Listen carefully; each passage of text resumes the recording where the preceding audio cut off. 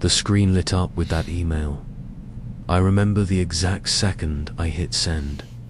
My finger hovered for what felt like forever, then pressed down. No subject line, just the attachment. And one line of text, read this before you come looking for me. Within minutes, the replies started pouring in. First confusion, then shock, then outrage. I sat in my car in the parking garage, engine off, watching the notifications stack up on my phone like falling dominoes. By the time I pulled out onto the street, the group chat was exploding. People I hadn't spoken to in years were texting me privately, "Are you okay? Did this really happen?" And the one that made me smile for the first time in months, he's gone. They just marched him out. I didn't answer any of them. Not yet. I just drove, windows down, cold air cutting across my face, letting the silence after the storm wash over me. My name is Nathan Cole. I'm 34 years old. For the last 6 years, I've been a senior project manager at Apex Dynamics, a mid-sized tech firm downtown that likes to pretend it's the next Silicon Valley giant. I was good at my job. Really good. The kind of good that gets you consistent promotions, glowing reviews, and quiet envy from people who don't want to admit they notice. I thought that counted for something. I thought respect was earned through results. I was wrong. That morning, the morning I sent the email, I had already cleared out my desk the night before. Everything fit into one small banker's box, a few framed photos, a dying succulent. The mug my sister gave me that says "World's okayest brother." I left my badge on the keyboard. No note, no goodbye, just the email, timed to land at 9 sharp, right as the Monday all-hands meeting began. I can still see his face in my mind. Mark Harlan, 47.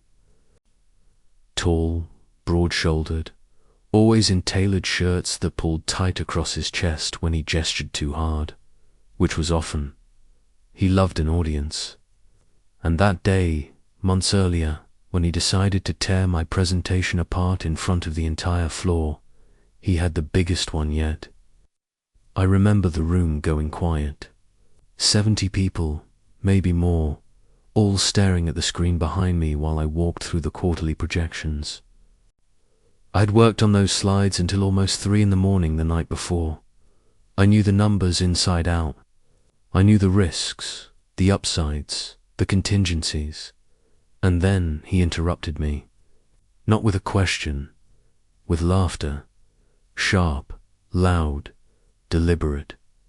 He leaned back in his chair at the head of the conference table, arms crossed, and let it roll out of him like he'd been holding it in the whole time. Then he looked around, waiting for others to join in. Some did. Nervous chuckles at first, then real ones. And he kept going, mocking my phrasing, my graphs, the way I said mitigation strategy. He called it cute. He said I sounded like a kid asking for more allowance. He told the room I was proof that HR had lowered the bar.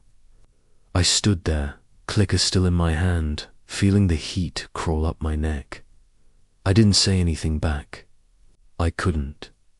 My throat closed. My mind blanked. I just nodded, mumbled something about taking feedback, and sat down. The meeting moved on. No one looked at me for the rest of it. That night I went home and threw up. Not from drink, just from the weight of it. The humiliation sat in my stomach like poison. I wish I could say that was the only time. It wasn't. It was the loudest, the most public, but it wasn't the first or the last. Mark had a way of cutting people down just enough to keep them useful, but never comfortable. He'd praise you in private, then undermine you in public. He'd take credit for your wins and blame you for his losses. And if you ever pushed back, even gently, He'd smile that thin smile and say, "Don't be so sensitive." But I stayed, because the job paid well, because I had a mortgage, because I told myself I was tougher than that, because part of me still believed that if I just worked harder, proved myself more, he would finally see me. How naive that sounds now. The truth is, I started recording him almost by accident. One day, after another feedback session in his office, where he spent 20 minutes telling me my leadership style was beta and that I needed to grow a pair, I realized my phone was still recording from a call I'd taken earlier. I listened back that night. Hearing his voice, cold and mocking, played outside my own head, it hit different. It wasn't just in my memory anymore. It was evident. So I kept doing it. Discreetly, phone in my pocket during one-on-ones, voice memo app running when he'd pull me aside after meetings. I saved everything with dates and timestamps. I started noting the shady stuff too, the off-books vendor deals, the pressure to fudge numbers for investors, the way he'd hint that certain people could be taken care of if they didn't fall in line. I told myself I was just protecting myself. Documentation, just in case. But deep down, I knew it was more than that. Every time he laughed at me in a meeting, I added another file. Every time he took my idea and presented it as his own, I added another. It became a ritual. Quiet, private, my own small rebellion. And then came the day I decided it was enough. But that's getting ahead. Let me take you back to the beginning, to who I was before all of this, before the recordings, before the email, before I became the man who destroyed Mark Harlan's career without ever raising my voice again. I grew up in a small town 3 hours north of the city. Only child, quiet kid. My dad was a mechanic. My mum taught 3rd grade. They taught me that if you worked hard and treated people right, things would work out. I believed them. I still want to believe them. I studied engineering in college, graduated top 10%, moved to the city with big plans and a cheap suit. First job was entry level at a startup that folded in 18 months. Second job was better. Then Apex. I met Mark during my interview. He shook my hand firmly, looked me in the eye, told me he saw potential. I remember feeling chosen.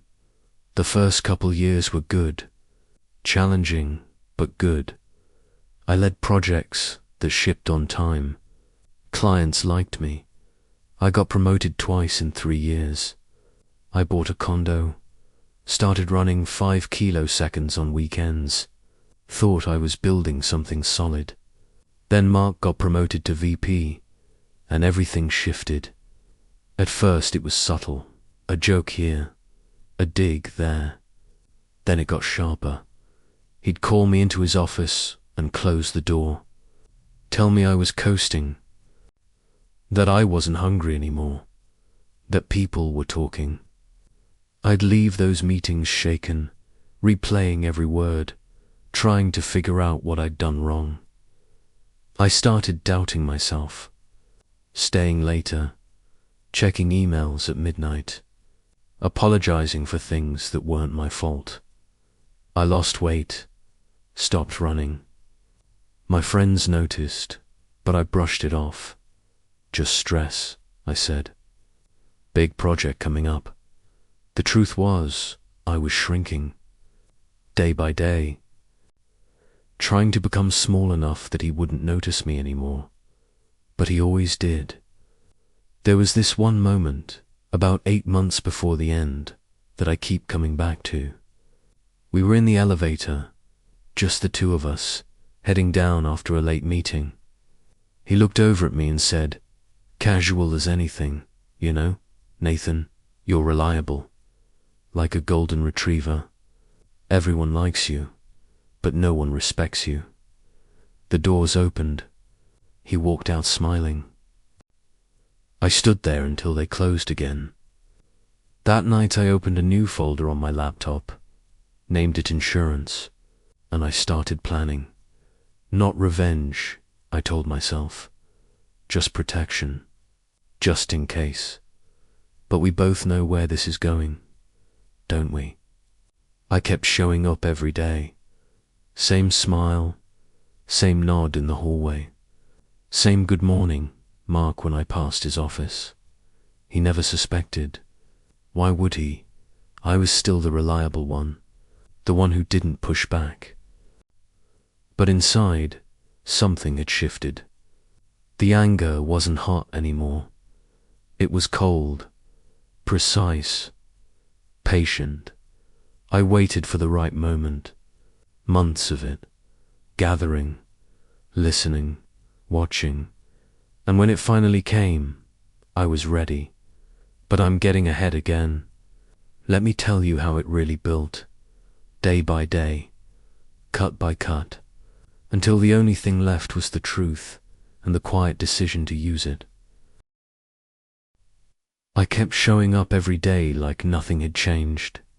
Same routine, same coffee from the cart downstairs, same polite nod to the security guard. I'd walk past Mark's corner office, catch his eye through the glass, and smiled the same mild smile I'd always given him. He'd nod back, sometimes through a quick morning coal, like we were just two professionals doing our jobs. He had no idea that every time he spoke to me, I was capturing it. Let me take you back to who I really was before all this started eating me alive. I've always been the steady one, the guy who finishes what he starts. In college, while my roommates were out partying, I was in the library tweaking code until the overhead lights clicked off at midnight. I didn't mind. I liked the quiet. I liked knowing that if I put in the hours, the results would come.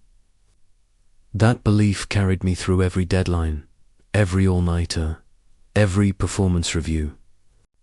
When I joined Apex, I was 28 and hungry in the good way.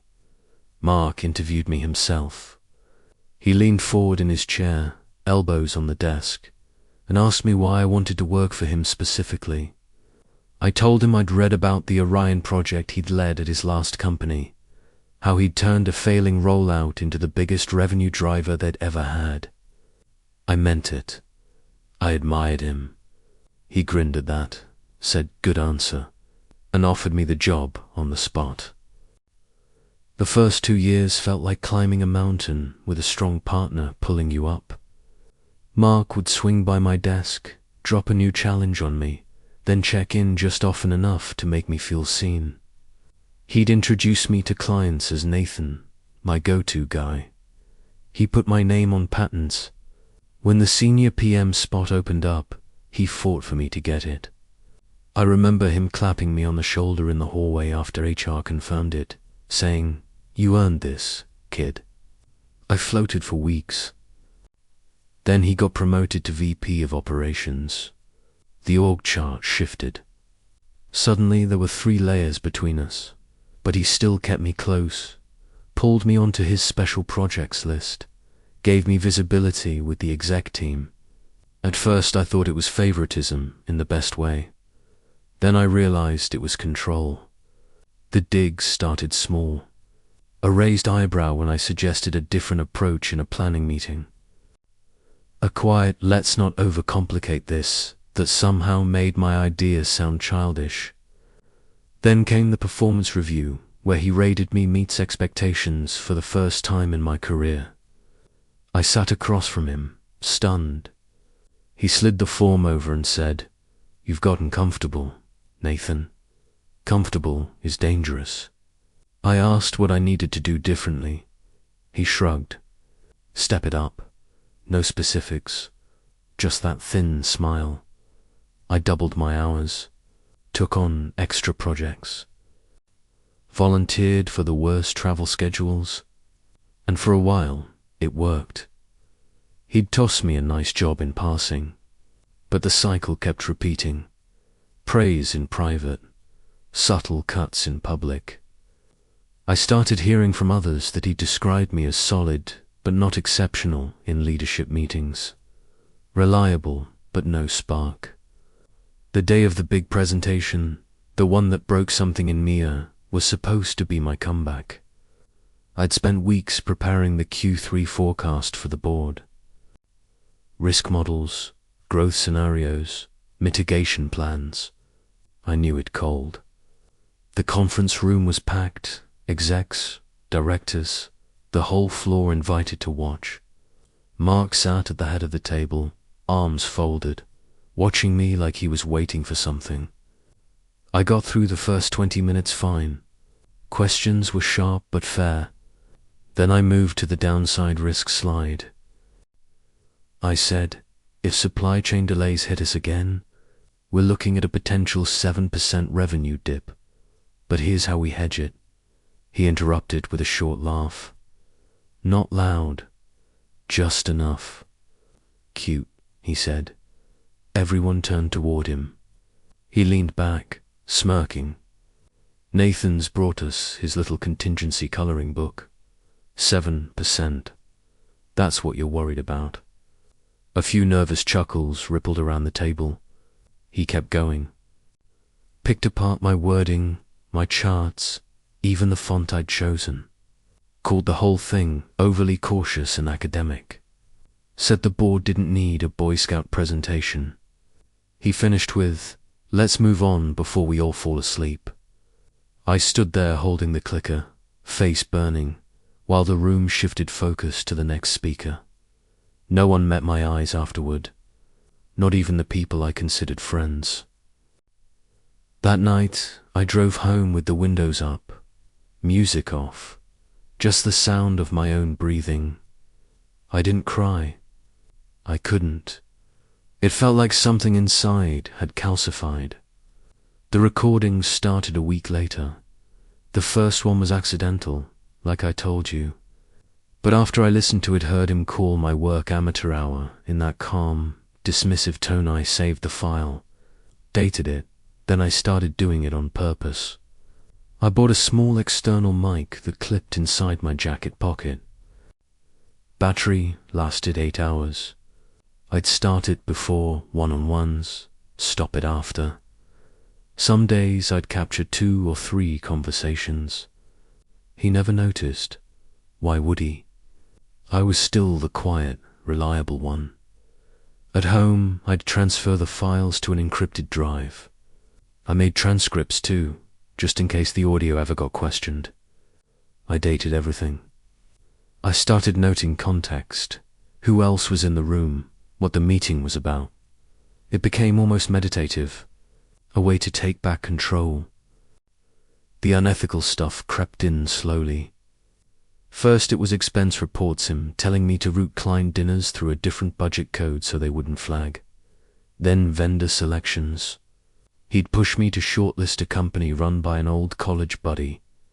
Even though their bid was 20% higher and their delivery record was garbage. When I hesitated, he'd say, "Don't make this weird, Nathan. We take care of our own." I recorded those conversations too. There were threats, veiled but clear. He'd mention layoffs coming, then add, "Good news is, my core team's safe," implying I wasn't core anymore. He'd talk about people who'd moved on to other opportunities after crossing him, always with that smile. I stopped sleeping well. I'd lie awake replaying moments, imagining what I should have said. But in the mornings I'd still show up, still nod, still perform. I got better at hiding the exhaustion. Concealer under the eyes. Extra coffee. I told my sister I was fine when she asked why I sounded flat on our weekly calls. 6 months in, the folder had over 80 recordings. Some were just petty cruelty. Others were damning. Enough, I realized one night, to end him if I ever chose to use them. That realization should have scared me. It didn't. It felt like power returning to my hands, drop by drop. I started planning the exit in my head. Not revenge, I kept telling myself. Justice. Accountability. But I knew the difference was semantic. I waited for the perfect trigger. It came in the form of the annual company retreat and off-site in the mountains where Mark planned to announce his restructuring vision. He'd been hyping it for weeks, telling everyone this was his moment to set the direction for the next 5 years. He wanted the spotlight. I decided to let him have it one last time. The weekend before the retreat, I stayed late on a Friday night. Everyone else had left to start their weekend. I compiled the highlights. 47 minutes of audio, edited down to the clearest, most indefensible moments. Transcripts attached, timestamps, context notes. I wrote the email body carefully. No rage, no gloating, just facts. I addressed it to the entire company, plus the board distribution list I'd quietly added myself 2 months earlier. Subject line blank. Opening line simple. Before you hear Mark Harlan's vision for Apex's future this weekend, you should hear this. I saved it as a draft. Scheduled it for Monday morning, just after 9, when the all-hands would be starting back at the office. Then I went home, poured a drink I didn't taste, and waited. But that's the moment we started with, isn't it? The moment I hit send. Now let me tell you what happened in the months I spent building toward it. The quiet war no one saw. The way I learned to smile while I sharpened the blade. I've been at the new job for 14 months now. Director of project delivery at a firm half the size of Apex, but twice as human. People say good morning and mean it. Meetings end on time. No one laughs at someone else's expense. On paper, everything worked out better than I could have planned. But fall is the right word for what happened after the dust settled. Not his fall. We all watched that happen in real time. Mine. Slower. Quieter. The kind no one notices until you're already deep in it. It started with the dreams. I'd wake up at 3 or 4 in the morning, heart racing, convinced I'd forgotten to hit send. Or worse, convinced I had sent it, but no one cared. The room stayed silent. The laughter kept echoing. I'd lie there in the dark, staring at the ceiling, feeling that same heat crawl up my neck all over again. I started checking my phone too often. Refreshing LinkedIn to see if Mark had updated his profile. Searching his name every few weeks, just to confirm he was still gone from the industry. I told myself it was closure, but it felt more like making sure the body hadn't gotten up and walked away. At the new job, I was good. Really good. I shipped projects early, built strong teams, got the kind of feedback I used to chase at Apex. My boss pulled me aside after 6 months and said, "You're the steadiest leader we've ever had." I smiled, thanked him, went back to my office and sat with the door closed for 10 minutes, feeling nothing. Because the truth is, the wind didn't taste like I thought it would. It tasted like ash. I started drinking more, not blackout drunk, just a glass or 2 every night to quiet the loop in my head. Then 3. Then the bottle on the counter became a regular thing. I'd pour it while replaying the recordings in my mind, not to relive the anger, but to remind myself I'd been right, that he'd deserved it, that I wasn't the monster. But some nights the justification didn't hold. I'd hear his voice from that last voicemail. I have a family, and something in me would twist. I started imagining his kids, how they might have heard about it at school, what their mother told them when he came home that day without a job. I hated that I cared. Hated that it lived in me now. I tried dating again. Met a woman named Claire at a friend's dinner party. Smart, kind, laughed easily. We went out 4 times. On the 4th date, over wine, she asked about my last job, why I'd left Apex so suddenly. The story was public by then. Everyone in the industry knew some version. I gave her the short one. Toxic boss. Had to stand up for myself. She nodded, sympathetic, then asked, gently, was it hard to do what you did? I said yes, but I didn't tell her how hard it still was. How I'd built something precise and devastating, and now the shrapnel was lodged in me too. We didn't go out again after that. Not because of the story, because I couldn't let her close enough to see the rest. My sister came to visit last spring. She's the only one I ever told the full truth. We sat on my balcony one evening, city lights below us, and I laid it all out.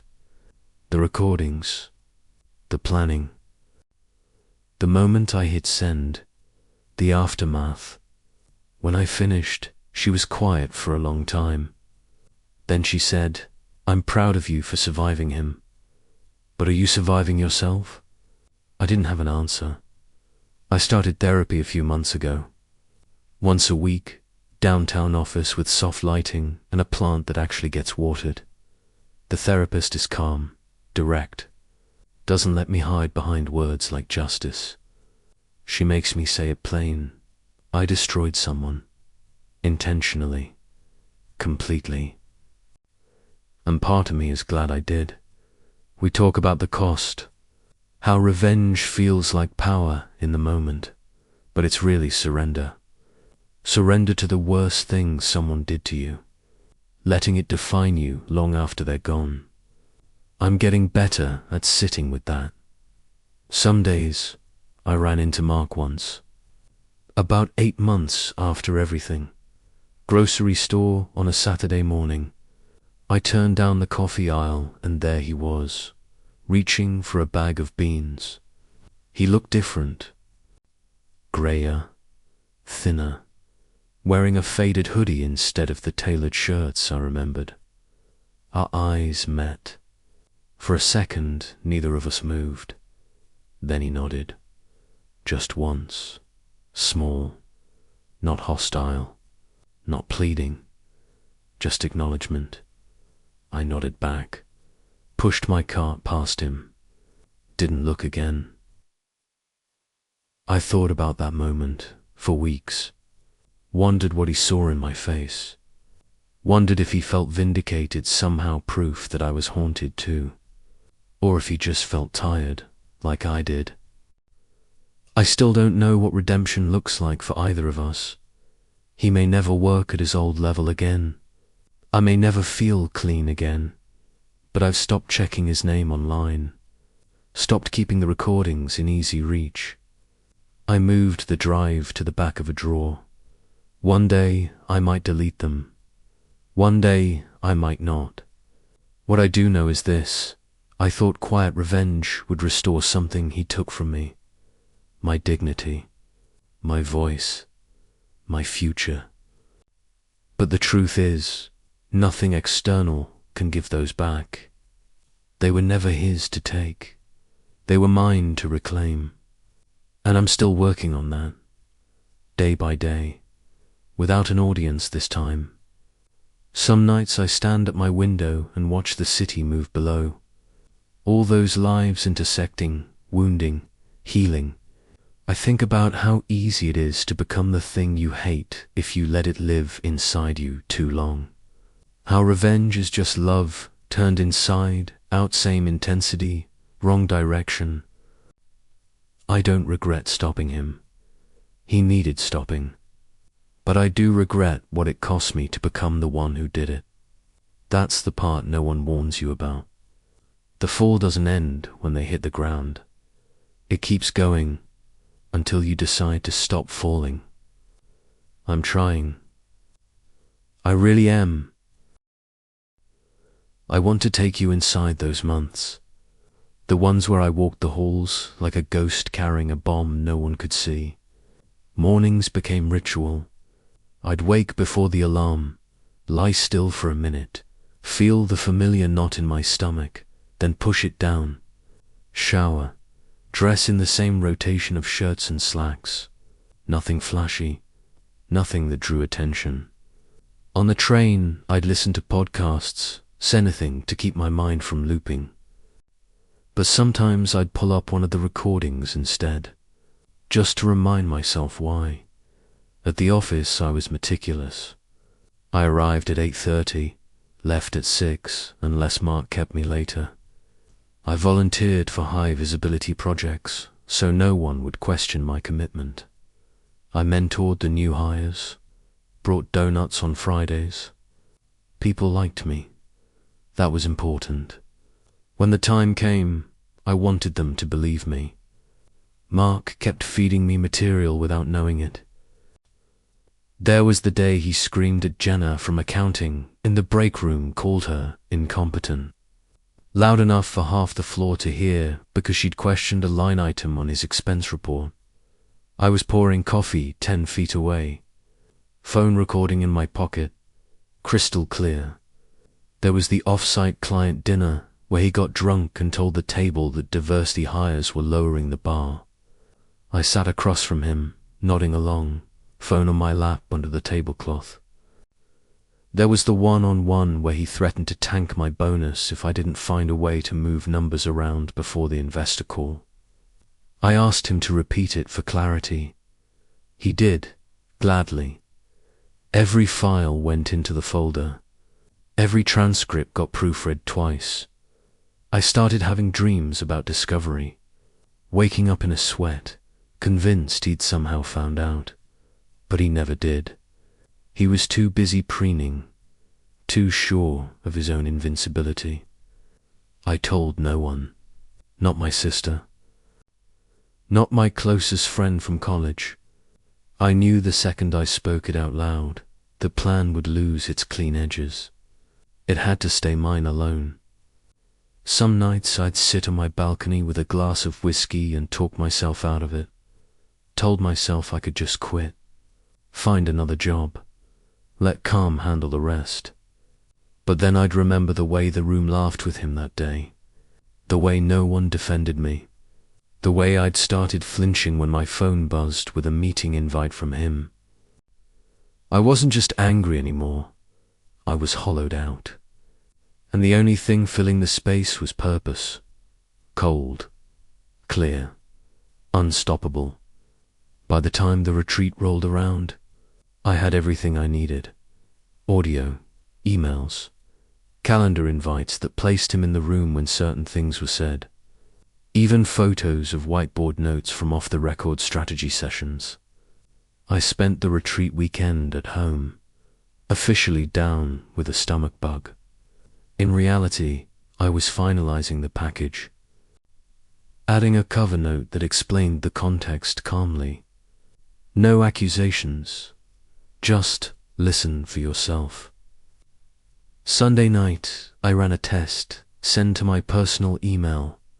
Wash the files attached cleanly. Watch the draft sit there, waiting. I didn't sleep. Monday morning, I drove in early, parked in the garage, cleared my desk while the building was still half empty, left my badge on the keyboard, walked out without looking back. Then I sat in my car, engined off, and opened the scheduled email on my phone. One tap to confirm send. I waited until 9:15 before I started the car. By then, the first replies were already hitting my inbox. But the real reckoning was just beginning. I didn't go far that first day. Just drove around the city until the tank was almost empty, then checked into a small hotel downtown under my own name. I needed distance, but not disappearance. I wanted to hear what happened next. By late afternoon, my phone battery was dying from the constant buzz. I plugged it in and scrolled through what I'd missed. The official email came from the CEO at 3:30.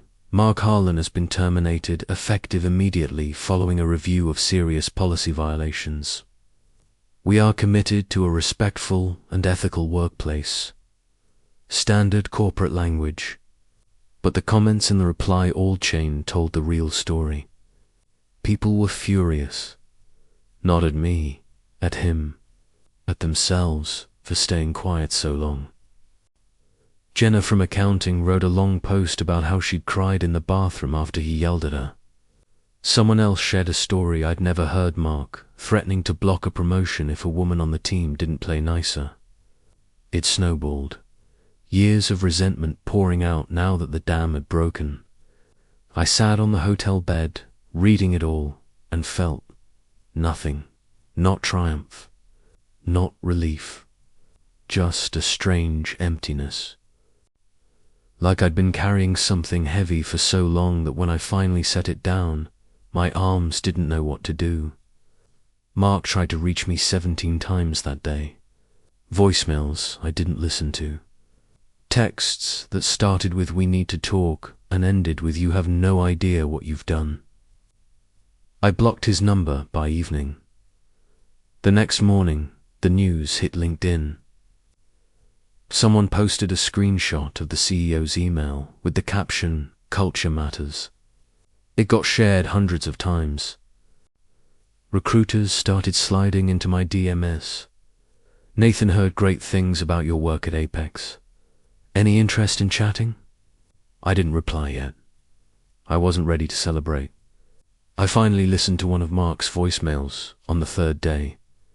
Curiosity, I guess. His voice was different. No swagger. Just raw. "Nathan, it's me. Pick up, please. Whatever you think I did, we can fix this. I have a family. You know that? Call me back." He sounded like he'd been crying. I deleted it, then sat there for a long time, staring at the wall, wondering if I'd crossed a line I couldn't see anymore. People told me the details later, how it unfolded inside the building after I left. Apparently, at 9:10 that Monday, the floor was chaos. People clustered around desks, headphones on, listening to the clips. Some cried, some just stared at their screens, pale. When Mark walked in at 9:20, smiling, coffee in hand, ready for his big moment, no one would look at him. He knew something was wrong. Went straight to his office, opened the email. By the time he finished the first clip, his own voice mocking me in that presentation HR, and security were already waiting outside his door. They didn't let him speak at the all-hands. Cancelled it, sent everyone home early with pay. The board met virtually that afternoon. Decided termination by unanimous vote. No severance. No non-disclosure. Just gone. One of the directors told me later that Mark begged for a chance to explain. Said the recordings were out of context or edited. They played the raw files with timestamps. He went quiet after that. Security walked him out through the lobby. No box of belongings. They'd ship them. He kept his head down, but someone still got the photo. It spread like wildfire. Within a week, his LinkedIn was scrubbed. Job title changed to consultant. No mention of Apex. His wife deleted her social media. Industry chatters said he was reaching out to old contacts, but doors were closing fast. No one wanted the liability. I heard he took his family to their lake house up north. Stayed there. Stopped answering calls. And me. I took a week off the grid. Drove out to the coast alone. Walked the beach in the cold, wind cutting through my jacket, trying to feel something clean. I kept replaying his voicemail in my head. The crack in his voice when he said "I have a family." I knew he did. 2 kids. A daughter in high school, son in middle. I'd seen the photos on his desk. He'd brought them to the company picnic once, beaming like any proud dad. That's the part no one talks about in revenge stories. The collateral. The way it doesn't stop at the target. I told myself he deserved it. Every word, every consequence. And he did. But knowing that didn't quiet the noise in my chest. When I got back to the city, I finally responded to one of the recruiters. Had an interview 2 days later. They offered me the director role on the spot. Better title, better pay, better culture, they promised. I accepted. Started 3 weeks later. People at the new place treat me well. They've heard the story everyone has by now. Some look at me like I'm a hero, others like I'm dangerous. I don't correct either version. I still have the recordings. Encrypted drive in a safe deposit box. I don't listen to them anymore, but I haven't deleted them either. Sometimes, late at night, I wonder what I'd do if someone came after me the same way. If every cruel thing I've ever said in anger was compiled and sent to the world, would I beg to? Would I deserve mercy? I don't have an answer. Mark's name still comes up sometimes. Someone will mention seeing him at a coffee shop, looking thinner, older, or hearing he's driving rideshare to make ends meet. I don't ask for details. I don't want to know. Because the truth is, his fall didn't heal me.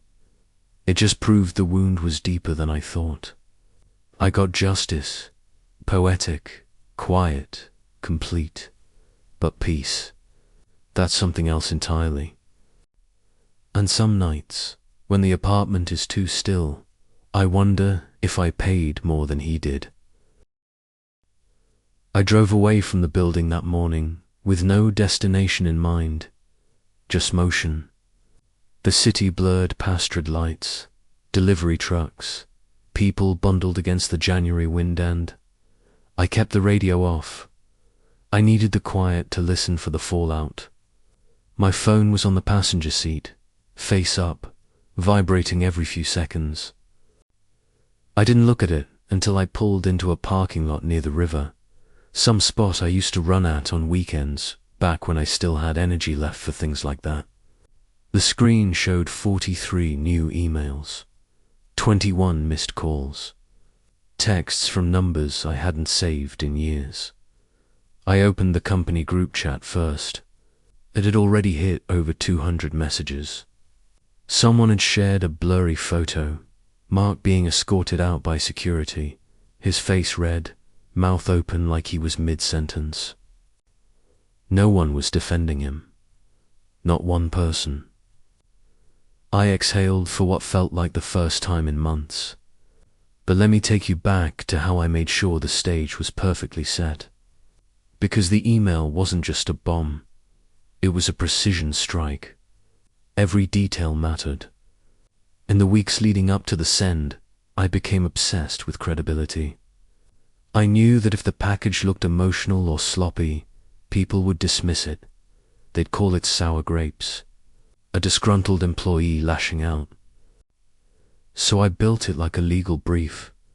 Cold, organized, undeniable. I created a timeline, document simple table.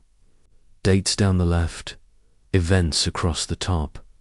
Each entry linked to an audio file, a transcript page, or an email screenshot.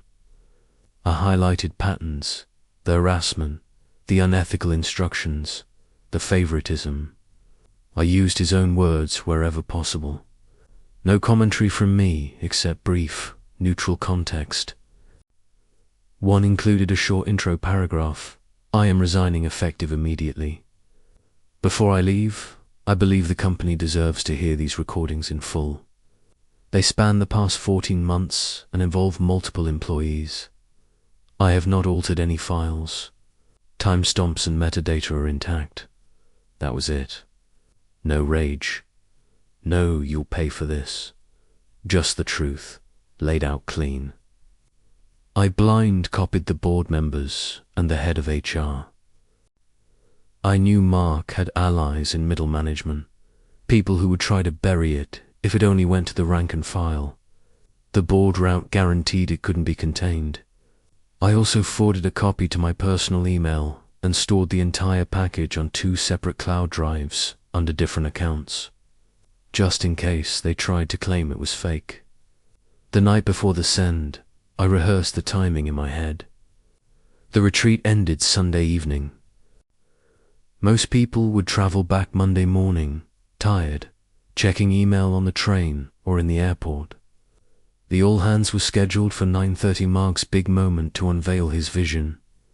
I set the email to deliver at 9:05, early enough that everyone would see it before gathering in the conference room, late enough that Mark would already be at the office, probably in his usual pre-meeting huddle with his favorites. I even thought about how the audio would land. I led with the presentation humiliation clip notes because it was the worst thing he'd done. But because everyone had been in that room, they remembered the laughter. Hearing it again, from his own mouth, would make the rest impossible to ignore. After that came the vendor kickback discussion, then the diversive comment from the client dinner, then the threat to Jenna in the break room. I ordered them like a prosecutor. Start with something relatable, build to the criminal. I tested the file sizes, made sure they'd download fast on the company Wi-Fi, compressed the audio without losing clarity, added password protection to the zip file and put the password in the email body so no one could claim they couldn't open it. Every step was deliberate, every risk calculated. I also prepared for the personal fallout. I updated my LinkedIn the week before. Subtle changes, new skills highlighted, profile photo refreshed. I reached out to 3 old colleagues at other firms, casual coffees, just catching up. One of them mentioned their company was hiring for a director role. I told him I might be open to a conversation soon, planted the seed. I backed up my work portfolio decks, reports, client testimonials, anything that proved my value outside of Apex. I wrote recommendation requests for 2 former managers who'd left the company years earlier. Both wrote glowing ones within days. I even drafted responses to the questions I knew would come. If someone asked why I didn't go to HR first, I'd say I did twist 'em both times the complaints disappeared. I had the emails to prove it. If someone accused me of betrayal, I'd say silence was complicity. I practiced saying it calmly in the mirror. The hardest part was the moral loop I kept running in my head. Late at night, when the city was asleep, I'd pace my living room and argue with myself. Was this justice, or just vengeance, dressed up nicer? Was I becoming the kind of person who destroys someone to feel whole again? I told myself it wasn't destruction, it was consequence. He'd built his career on stepping on people. I was simply removing the step. But I knew the truth was murkier. There was satisfaction in it. A dark, quiet thrill every time I added a new file. I hated that part of me. Still do. The morning of the send, I woke at 5. Couldn't go back to sleep. I made coffee, sat at my kitchen table, and opened the scheduled email one last time. I read every line, listened to 30 seconds of the first clip. His voice filled my apartment, smug and cruel. I closed the laptop, took a shower, dressed like it was any other Monday. I drove to the office early, parked in my usual spot on level 3. The building felt different, already quieter, like it knew something was coming. I took the elevator to our floor. The lights were on, motion sensors, flickering awake as I walked the empty halls. My desk looked smaller than I remembered. I packed the last few things, noise-cancelling headphones, the charger I always forgot at home, a small stack of thank you notes from clients. I left the company laptop open, logged out, everything wiped per policy. Badge on the keyboard. I stood there a moment, looking at the space I'd occupied for 6 years. No plaque. No nameplate. Just a clean desk and a dying plant. I walked out without seeing another soul. Back in the parking garage, I sat in my car for 20 minutes, watching the clock.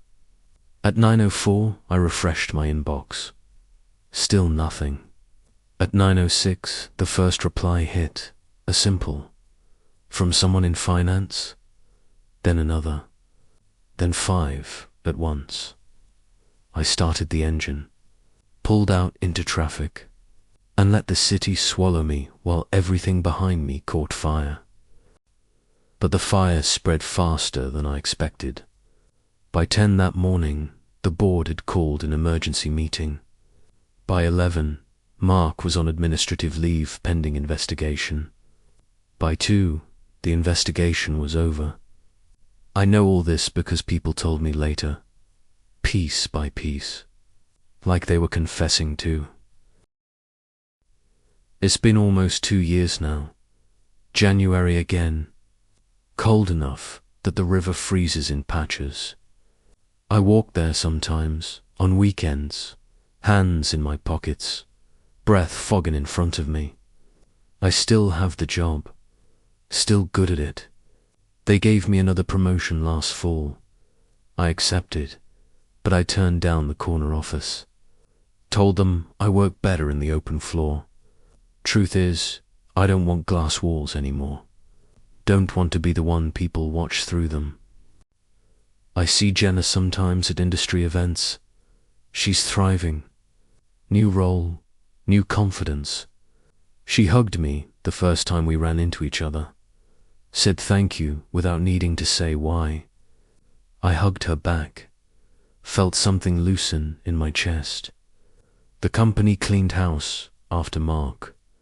New policies, real training, anonymous reporting that actually works.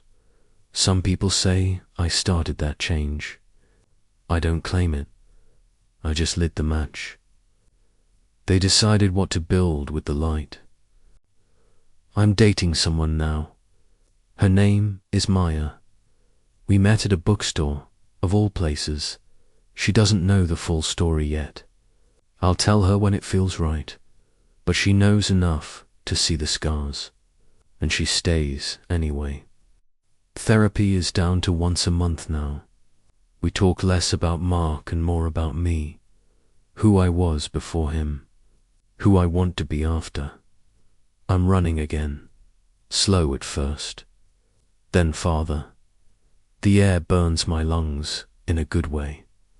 I forgave myself on a Tuesday in November. Not all at once, not dramatically. Just woke up and realized the knot in my stomach had eased. Not gone, but manageable. Like an old injury that flares in bad weather but doesn't stop you anymore. I don't know where Mark is these days. I stopped looking. I hope he found a way to live with what he did. I hope his family is okay. I hope he learned something I'm still learning. Power over others is the cheapest kind. The real work is power over yourself. That's the aftermath. Not triumph, not tragedy, just life. Messy, ongoing, mine again. I still think about that morning in the parking garage. The second I hit send. If I could go back, knowing what it would cost, I don't know what I'd do. Maybe the same, maybe not. But I know this, I survived him. And now I'm surviving the version of me he created. One breath at a time. One choice at a time. Until the story isn't about revenge anymore.